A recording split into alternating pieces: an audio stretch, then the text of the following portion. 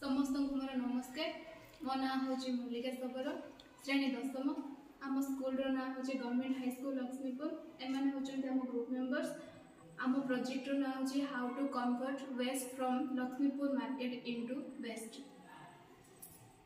आम ग्राम में सप्ताह को थे गोटे मार्केट हुए जो थी कि सब हाथ सरला वेस्ट जिनिस सब पड़ी था रास्ता कड़े जेपरिक परिबा चपा पख लगी परिबा और माछपाती से सब को लेकिन आम गोटे गातर पकेबा और किछि दिन गला परे सेटा गोटे सार रूपे परिणत हम जो सार को कहुए कि जैविक सार ताकू नहीं आमे फसल उत्पादन करबा जो फसल को कहुए कि जैविक कृषि से किछि फसल उत्पादन हम जेपरिक गंगा जना मांडिया धान बुरुबुड़ी।